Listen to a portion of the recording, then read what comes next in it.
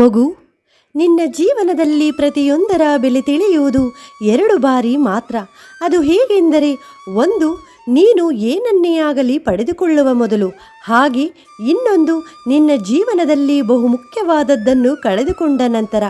ಆಗ ಮಾತ್ರ ನಿನಗೆ ಈ 2 ಮೌಲ್ಯಗಳ ಬೆಲೆಯು ತುಂಬಾ ಚೆನ್ನಾಗಿ ಅರ್ಥವಾಗುವುದರ ಜೊತೆಗೆ ಅರಿವನ್ನು ಸಹ ಮೂಡಿಸುತ್ತದೆ. ಅದು ವ್ಯಕ್ತಿಯೇ ಆಗಿರಬಹುದು ಅಥವಾ ವಸ್ತುವೇ ಆಗಿರಬಹುದು. ಹಾಗೆ ನಿನ್ನ ಜೀವನದಲ್ಲಿ ನೀನು ಎದುರಿಸುವ ಸೋಲು ಗೆಲುವುಗಳೇ ಆಗಿರಬಹುದು. ಇದೇ ರೀತಿ ಹಲವು ಕಾರಣಗಳೇ ಬರಬಹುದು.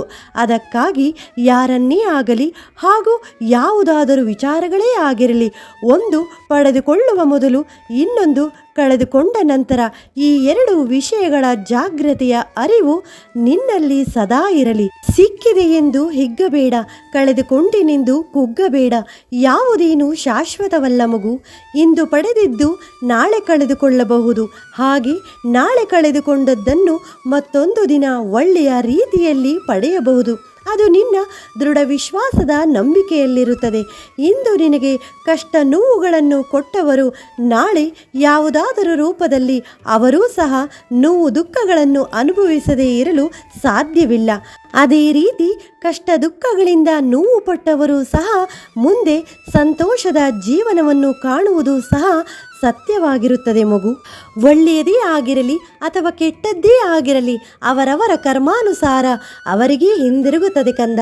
ಈ ಕಷ್ಟಗಳು ಕೇವಲ ನಿನಗೆ ಜೀವನದಲ್ಲಿ ಗಟ್ಟಿಯಾಗಿ ನೆಲೆ ನಿಲ್ಲಲು ಅನುಭವವನ್ನು ಕೊಟ್ಟು ನಿನ್ನ ಬದುಕಿನ ಸಾರವನ್ನು ತಿಳಿಸುತ್ತವೆ.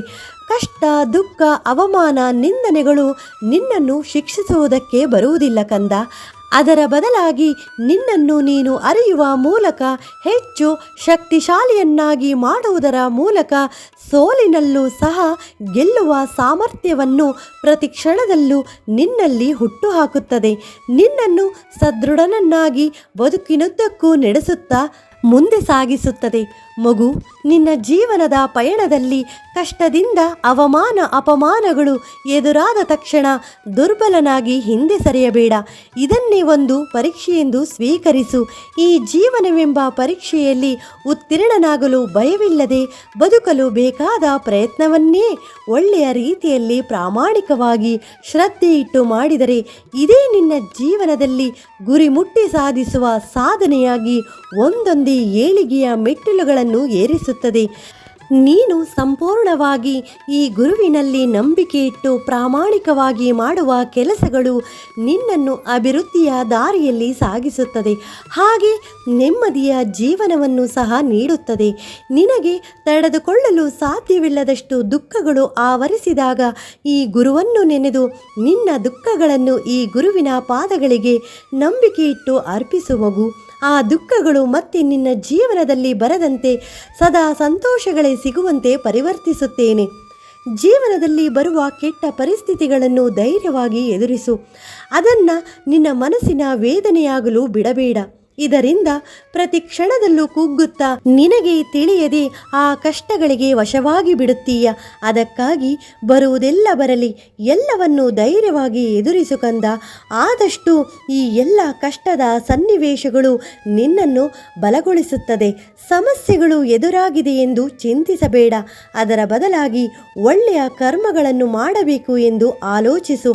ಆಗ ಆ ಸಮಸ್ಯೆಗೆ ಒಂದಲ್ಲ ಒಂದು ಪರಿಹಾರದ ದಾರಿ ತಾನಾಗಿಯೇ ತೆರೆದುಕೊಳ್ಳುತ್ತದೆ. ಅದರಲ್ಲಿ ನೀನು ನಡೆದರೆ ನಿನ್ನ ಜೀವನ ಉತ್ತಮವಾಗಿ ಸಾಗುತ್ತದೆ ಕಂದ. ಜೀವನದಲ್ಲಿ ನೀನು ಆಯ್ಕೆ ಮಾಡಿಕೊಂಡು ಮಾಡುವ ಒಳ್ಳೆಯ ಕರ್ಮಗಳು ನಿನಗೆ ಅತ್ಯುನ್ನತವಾಗಿ ಒಳ್ಳೆಯದನ್ನೇ ಮಾಡುತ್ತದೆ. ಒಂದು ವೇಳೆ ತಡವಾಗಿಯಾದರೂ ಸಿಕ್ಕರೂ ನಿನಗೆ ಒಳ್ಳೆಯ ಫಲವೇ ಸಿಗುತ್ತದೆ. ನಿನ್ನ ಜೀವನದಲ್ಲಿ ನೀನು ನೊಂದಷ್ಟು ಒಳ್ಳೆಯದನ್ನು ಪಡೆಯಲು ಅರ್ಹನಾಗುತ್ತಾ ಹೋಗುತ್ತೀಯ. ಒಳ್ಳೆಯ ಅರಿವನ್ನು ಮೂಡಿಸಿಕೊಂಡು ಒಳ್ಳೆಯ ದಾರಿಯಲ್ಲಿ ನಡೆಯುತ್ತೀಯ. ಸದಾ ಪ್ರಾಮಾಣಿಕವಾಗಿ ನಿಷ್ಠೆಯಿಂದ ಒಳ್ಳೆಯ ಕೆಲಸಗಳನ್ನು ಮಾಡುತ್ತಾ ಮುಂದೆ ಸಾಗು ಮಗು.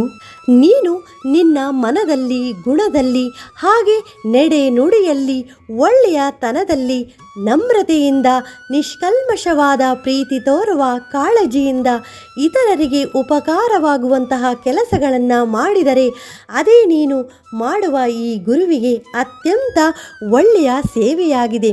ಹಾಗೆ ಈ ಸೇವೆಯ ಮನೋಭಾವನೆಯಿಂದ ನಿನಗೆ ಒಳ್ಳೆಯ ಉನ್ನತ ಸ್ಥಾನವೇ ಈ ಗುರುವಿನ ಹೃದಯದಲ್ಲಿ ಪಡೆಯುವೆ.